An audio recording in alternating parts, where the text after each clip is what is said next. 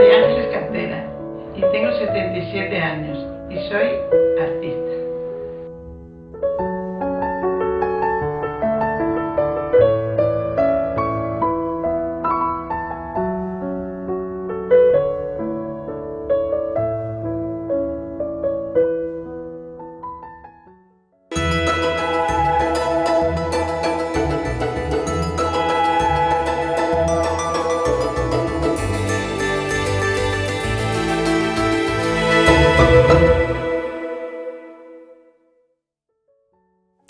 Su poética se basa en la escisión del sujeto contemporáneo, al que presenta con una serie de heridas, cortes y cicatrices.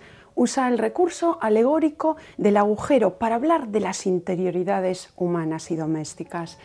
Hoy tenemos en Espacio de Arte a una artista multidisciplinar, Ana Soler, que por estas fechas se expone en la coruñesa Galería Ana Vilaseco y que ha sido Premio Nacional de Grabado en 2001.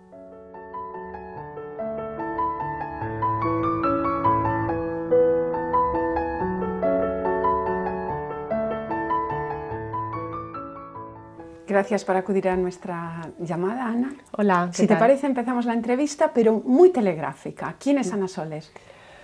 Pues una persona que intenta contar historias a través del arte. ¿Cuáles son tus metas? Seguir pudiéndome expresar y llegar a persona mayor siendo mejor persona. ¿Un museo en el que perderte? El Mori de Tokio. ¿Y una obra por la que merecería la pena perder el alma? Yo creo que no hay ninguna obra que mereciera la pena perder el alma. Yo creo que hay personas o situaciones que sí, pero obras no. Tú que conoces bien Oriente, ¿lo cambiarías por Occidente? No, porque creo que en el fondo es lo mismo. Tienen otras maneras de ser y estar, pero al final estamos en el mismo planeta. Y te duele evidentemente lo que ocurre en Túnez y Egipto. Hombre, me duele, pero me alegra porque yo creo que yo soy progresista en el sentido que en principio los cambios son para mejorar. Un hecho histórico significativo. A mí me gusta mucho la Revolución Francesa. Me parece que se consiguieron muchas cosas y que fue el germen de la vida contemporánea. ¿Un día del año especial? Cualquier día de primavera y de sol. ¿Y tu color favorito? Voy por temporadas, pero bueno, ahora estoy en una época más azul, pero me gusta mucho el rojo. Y ya para terminar, ¿un artista en el que te gustaría reencarnarte? No, es que no pienso en... No me gustaría reencarnarme en ningún artista, no pienso en eso. Muy bien, pues si te parece ya empezamos con la entrevista. Ana Soler está exponiendo en la coruñesa Ana Vilaseco y lleva por título On-Off Dobles Domésticos y habla de todo un mundo de dualidades, de lo que se ve y lo que no. Dualidades, en fin, y dudas, ¿no?, del ser humano. Sí, bueno, yo creo que el artista tiene no sé si el deber o la misión en esta sociedad de hacer visible lo invisible. Y porque, bueno, la realidad ya está ahí, es muy evidente y además nos encontramos de frente con ella continuamente. Creo que me interesa esa parte de que no se ve y destacarla, y en este sentido on-off es un poco un paso más en mi trayectoria de todo lo que no se ve. Y en este trabajo vemos la pared horadada con siluetas femeninas. Aquí hay mucho de estampación y no es algo que nos extrañe sabiendo tu procedencia. Has sido Premio Nacional de Grabado y un mundo que conoces muy bien, aparte al que has dedicado tu doctorado. Sí, bueno, yo mi tesis, que fue en torno a la huella y a los contrarios, de ahí deriva mucho lo que es mi obra, ¿no? Y un poco toda la parte conceptual de mi obra, ¿no? Yo creo que toda mi obra se basa en contrarios, en opuestos y bueno, y esta exposición también, y viene del mundo del grabado, ¿no?, de la gráfica, ¿no? Para quien no conozca, sabemos que el grabado es la unión de una matriz, un positivo y un negativo, y que se transmite en semejanza a través del contacto, es decir, hay una prensa que transmite, ¿no?, ese dibujo, ese negativo, ¿no? Entonces, a partir de ahí se establecen un montón de parámetros que yo utilizo en la obra y en este caso pues lo llevo a la vida cotidiana. Y en toda tu obra vemos ese elemento recurrente que es la huella. ¿En estas huellas también hay algo de autorreferencial? Hombre, claro, está claro que sí. Yo creo que somos lo que, o sea, contamos lo que somos, ¿no? O lo que vemos, ¿no? Y por supuesto bueno, yo creo que las personas sensibles, los artistas, que entre comillas somos sensibles a ver otro tipo de cosas, pues sí, yo en mi caso pues cuento mis historias o lo que yo veo o lo que me parece importante mostrar a los demás. Has visto mucho en Oriente, una apasionada de la cultura oriental. ¿De dónde nace este interés? Pues nace de una historia muy pequeña, muy cotidiana, que es que yo cuando estudiaba en la Facultad de Sevilla, que es una facultad muy clásica, tenía una compañera taiwanesa que se llama Chang y que yo la veía que ella trabajaba de una manera totalmente diferente a los demás, con otros tiempos, otra meticulosidad, con otros conceptos totalmente diferentes y me llamaba siempre la atención, ¿no? Empezamos a ser amigas y empezó ahí mi interés a saber, es que hay otro mundo en el mismo planeta y que yo no lo conozco, ¿no? Bueno, siempre me ha encantado viajar y creo que el mundo es muy amplio, hay muchas personas y situaciones y gente por conocer, pero Oriente me llamó la atención porque era como hacer lo mismo pero completamente diferente, ¿no? Y a partir de ahí digo, bueno, pues algún día tendré que conocer, ¿no? ¿Qué pasa allí, ¿no?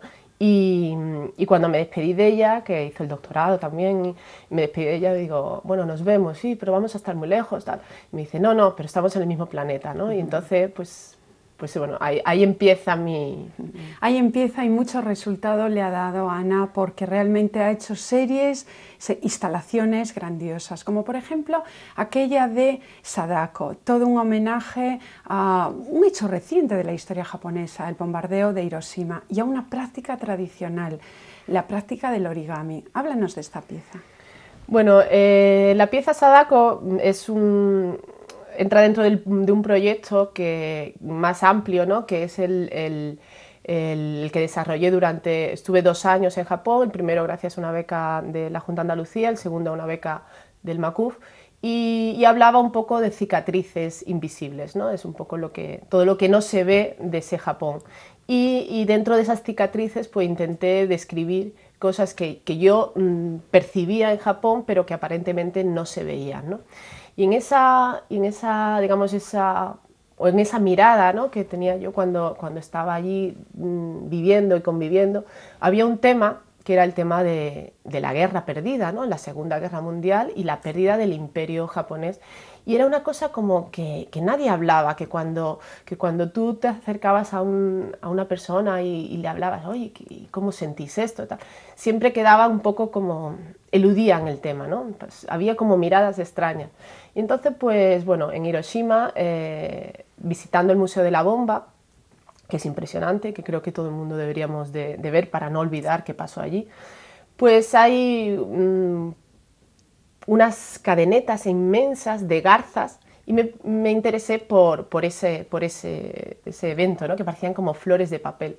Y entonces, pues la historia de Sadako, que es el nombre de la pieza, que es una nube, para quien no lo sepa, es una gran nube de origami, de garzas de origami. Cuenta la historia de una niña que murió, o sea, que murió toda su familia en Hiroshima y que ella tenía 2 años, ¿no? en la bomba, ¿no? Sabéis que en 2 segundos desapareció todo. Entonces ella pues siguió viviendo, llegó hasta los 7 años y a los 7 años, cuando era campeona de atletismo en su colegio y tal, pues le detectaron una leucemia. Esa leucemia, ¿no? pues la llevó al hospital a estar muchas horas en el hospital y entonces pues le preguntaba al médico, ¿y cuándo me voy a poner buena? Y entonces el médico le contestaba, pues cuando hagas 1000 garzas te pondrás buena. Evidentemente la niña hizo las 1000 garzas, pero evidentemente también la niña murió. Y entonces pues te encuentras esas garzas en determinados sitios como pequeñas oraciones, recordando no solo, bueno, ella se convirtió en el símbolo de la esperanza y del no olvidar. Es decir, está ahí la guerra, pero las secuelas siguen, las huellas siguen quedando en la sociedad.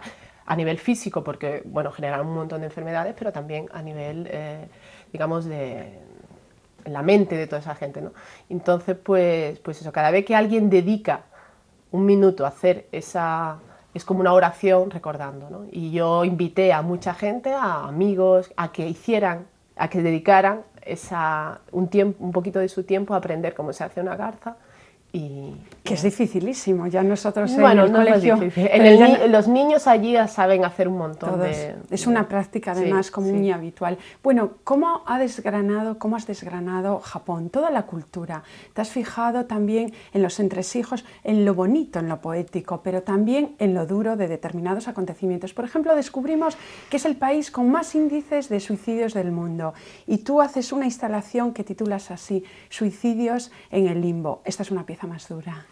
Sí. Que vimos en el Macuz, por cierto, sí. Y que también está en ese libro. Mira, yo siempre digo que el viaje a Japón fue un viaje de búsqueda, por supuesto, de ese contrario, ¿no?, que hay en el otro lado del planeta, pero es un pretexto es un viaje a cualquier parte del mundo, ¿no? Japón es el paradigma de la contradicción, porque conviven los contrarios, la alta tecnología y lo tradicional, un sentido muy social y la parte más privada. Hay muchas cosas, ¿no?, lo religioso y el capitalismo, bueno, digamos que conviven los contrarios. Entonces, es un viaje a Japón, pero también en cualquier parte del mundo encuentras un pequeño Japón, y en tu interior también, es un viaje interior a las contradicciones que cada uno tenemos, que todos tenemos contradicciones, lo que pasa es que muchas veces como no le hacemos caso. Entonces el tema del viaje a Japón fue, yo siempre lo digo, el primer año fue como te quedas extasiado con lo bonito, con los kimonos, con los templos, con ese futuro, ¿no?, porque parece que estás 50 años por delante, pero luego en el segundo año, cuando ya te quedas más tiempo, empiezas a trabajar con ellos, que es duro y difícil, a conocer a vecinos, a gente que te inviten a sus casas, a un poco introducirte en la sociedad, te das cuenta de que empiezas a ver todo lo feo. Un amigo mío japonés, que exiliado, yo amo exiliado, en Estados Unidos, dice que Japón es un país que se rodea de cosas muy bellas para esconder otras cosas no tan bellas. Y entonces, en el caso de estas piezas, son un poco una crítica a todo lo que no se ve, ¿no? Y en este caso, en el caso de Suicidios, pues me llamó la atención un día en el metro un cartel que ponía prohibido suicidarse en esta línea. Claro, que significaba que cada 2 por 3... No, lo que significaba es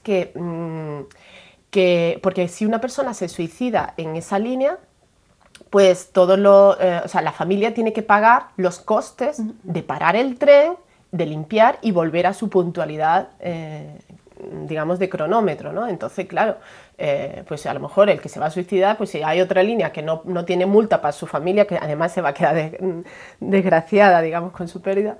Entonces, me parecía muy fuerte, ¿no? Sí.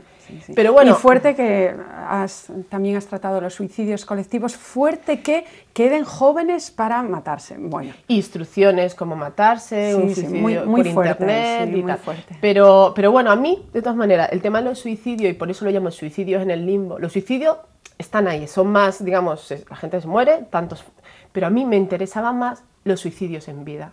Gente que anda muerta, digamos, para mí muerta, y que es un suicidio de esclavitud, un suicidio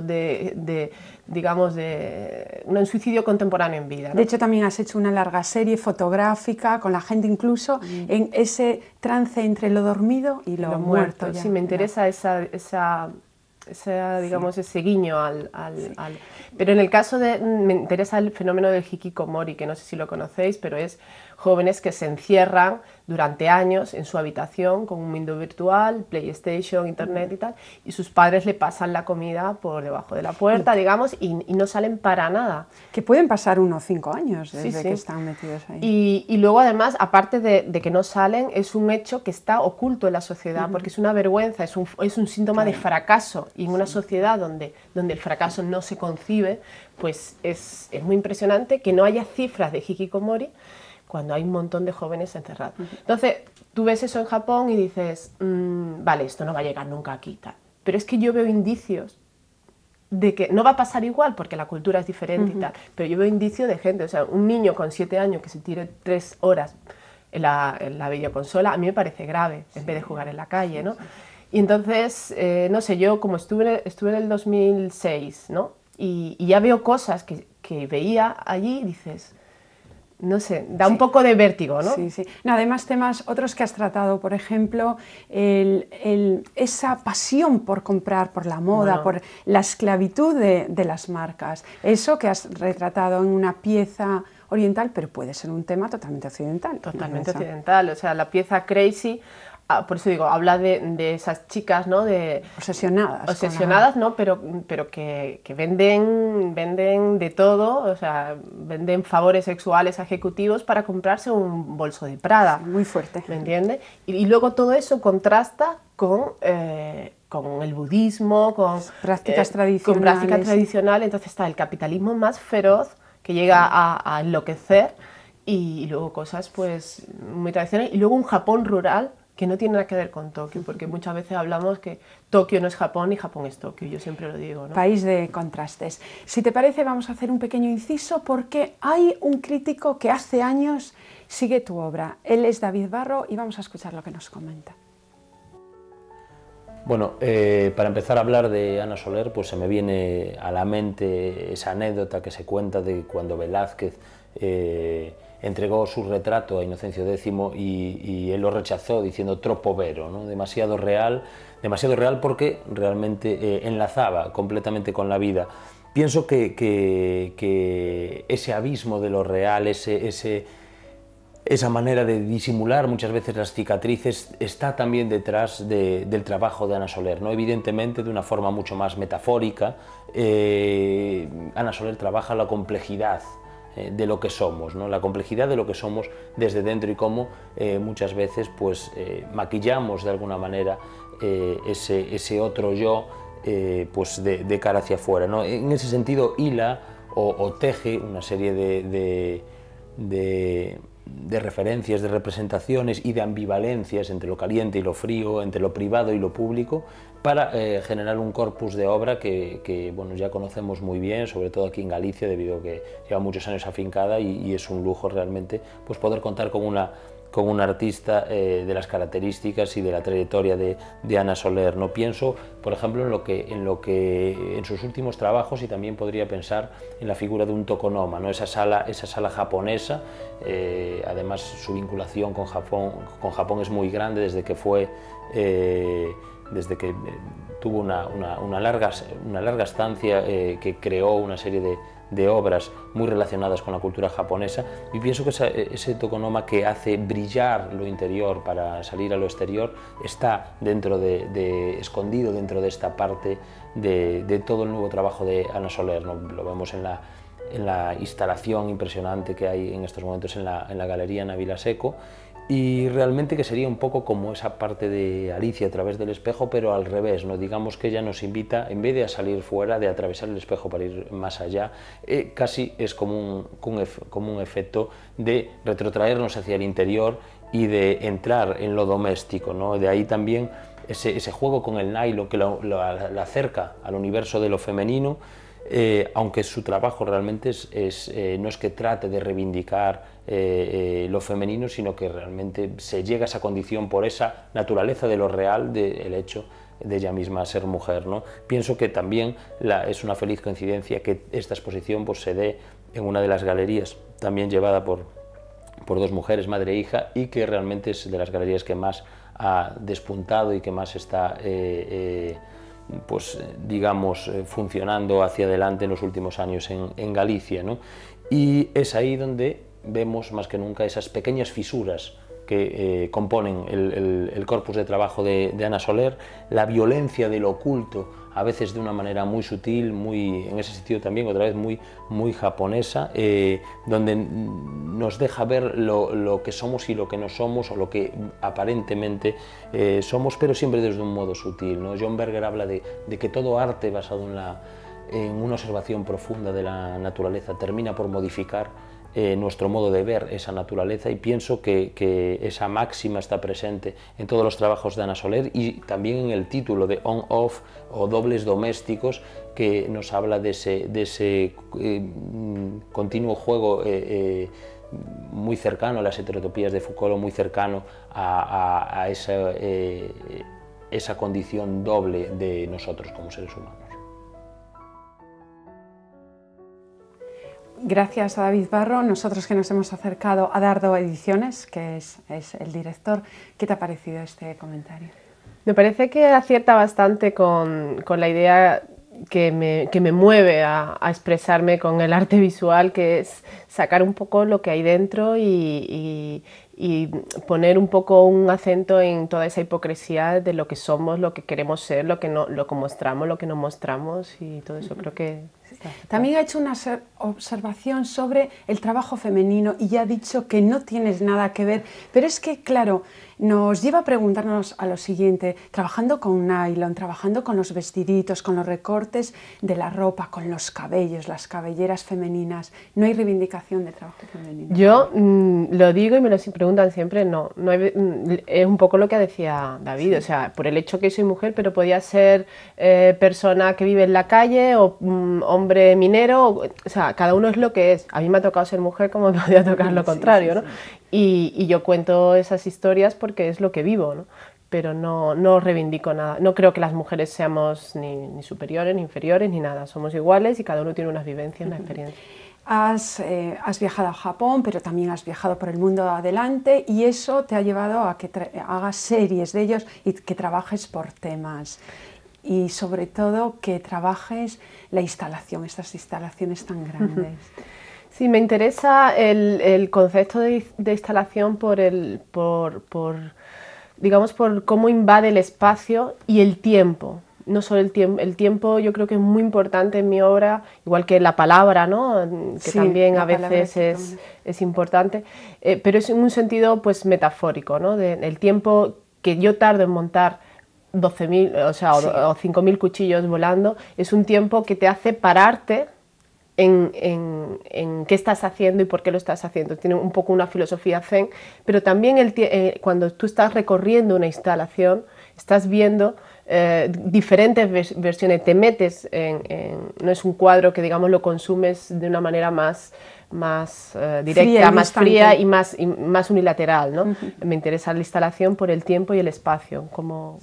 Y ahora que hablabas de esta gran instalación, puñaladas en el aire, muchas veces, pero pues como de 10.000, o sea, miles de cuchillos. Sí. ¿Cómo es este montaje? ¿Qué dificultades puede acarrear? ¿Y de dónde salen estas piezas? O los palillos también podemos mencionar. Hombre, lo que es la producción, pues se compran los cuchillos a una empresa, y la instalación, pues intento supervisarla yo, que también participo, pero claro, necesito de ayuda porque es compleja. Y luego, pues el transporte, pues cuando me lo llevé a Canadá, pues es difícil porque, pues como explicas en la aduana, que quiero 5.000 cuchillos para colgarlos en una nube, ¿no? Pero bueno, yo creo que todo se puede hacer ahora mismo. Retomando las palabras de David Barro, que como bien has dicho, tú estás representada actualmente por la Galería Ana Vilaseco, que regenta Madre e Hija. ¿Tú piensas que la obra de un artista se proyecta a otros niveles según la galería que lo represente, en este caso Ana Vilaseco? Hombre, por supuesto, cada galería tiene un estilo, igual que que escoge a sus artistas, y los artistas escogen las galerías. Digamos que es una especie de matrimonio o pareja de hecho temporal que se escogen mutuamente, y desde luego cada galería tiene, pues aparte de una cartera de clientes y un círculo donde se mueven, también pues la proyección que tenga, pues según a las ferias que vaya, los contactos. Eso claro, que depende de la galería, cada uno tiene, digamos, un camino. ¿Ha habido exposiciones clave en tu trayectoria? ¿Cuál destacarías? Hombre, yo creo que la del MACUF fue muy importante. Además el catálogo, aquí lo tenemos un poco, bueno, este catálogo está muy trabajado, las guillés que estaban incrustadas ya han sido despegadas, pero aquí tenemos un Sí, buen yo trabajo. Creo que esa exposición fue muy importante, pero bueno, también ha habido otras. Yo, como decía antes, trabajo por periodo de año, 2 años, y y bueno, cada serie, intento exponerla en un sitio donde digamos, cierre el ciclo de la creación y pueda empezar con otro tema, digamos, adyacente, ¿no? ¿Y cuál es el estado de ánimo ideal para la creación? Pues mira, es que eso es muy complejo y cada uno tiene... Quizá me estoy haciendo un poco gallega con estas respuestas, pero yo, por ejemplo, yo trabajo mejor en situaciones de crisis. Curioso, ¿sabes? sí, Yo saco muchas piezas más de lo malo que de lo bueno. O sea, hay gente que dice, no, a mí me hace falta tranquilidad para crear. Pues no, a mí todo lo contrario. Yo cuanto peor estoy, más vueltas doy en la cama, o mi musa me indica más caminos que seguir, ¿no? Y bueno, yo en momentos de crisis saco más cosas. Pero la musa esa que te pille siempre trabajando, ¿no? Como a Picasso. Sí, lo que pasa es que siempre me pilla a las 3 de la mañana y lo que hace es dar vueltas en la cama, pero bueno, apuntas y al día siguiente ya trabaja. Nos queda ya muy poquito tiempo. ¿Cómo has sentado ese Premio Nacional de Grabado? Hombre, el Premio Nacional fue muy importante por el momento en que lo dieron, porque fue el momento de la calcografía nacional, que estaba rehaciendo el concepto de estampa original, abriéndolo al arte contemporáneo, y creo que fue muy importante porque fue la vez que dieron un premio nacional a una obra que incluía algo digital. Un poco el grabado, yo siempre estoy luchando para que se descargue de esa losa que tiene de recetas y de antigüedad, ¿no? Porque creo que las imágenes del arte contemporáneo son muy gráficas. Y entonces por ese hecho creo que fue muy importante, ¿no? Y luego pues también fue la primera vez que le dieron un premio a una persona tan joven. Entonces pues bueno, yo creo que en eso fue... Sí, becada en infinidad de ocasiones. Sí. Bueno, pues no tenemos más tiempo. Quemada tu obra, que no, ojalá que no suceda, pero ¿qué obra salvarías? Ay, yo no sé. O de la historia del arte, si quieres. No sé, no, yo no salvaría, No puedes, porque no creo que las obras sean tan importantes. Yo creo que son un vehículo para expresar. Una vez dicho, me da igual que se destruya. Yo lo saco, lo digo, lo pongo encima de la mesa y no prefiero salvar a personas que a una obra. No, y de hecho muchas veces tu trabajo prefieres la obra efímera. Sí, en un cierto sentido sí. ¿Y qué libro te llevarías a una isla desierta? Me llevaría ante una navaja que un libro para poder sobrevivir. Ana, pues si te parece invitamos a que todo el mundo pues vaya a la coruñesa Ana Vilaseco para ver tu reciente trabajo. Sí, yo creo que en mi caso es las obras, bueno, siempre, ¿no? Hay que verlas en vivo, pero en mi caso creo que por esos dibujos para ciegos, esos dibujos en tres dimensiones que hablan de la memoria, de lo que no se ve, de lo que queda así, yo creo que es importante ir a verla. Invito a todo el mundo a que vaya. Frente a la falsedad, aboga por las complejidades de lo cotidiano, las dudas y revelar la falta de sentido muchas veces. Horada la superficie pictórica a base de agujeros y nos preguntamos ¿qué hay más atrás? ¿Qué esconden esas heridas y esas cicatrices? Pues tal vez sea un secreto, pero tal vez lo puedan descubrir en la Galería Ana Vilaseco. El título es On-Off, el trabajo de Ana Soler. Tienen todo marzo para visitarla. Nos vemos, como siempre, aquí la próxima semana para seguir hablando de arte. Mientras, pueden seguirnos en www.elcorreogallego.es. Me llamo Sinesio Rodríguez. Tengo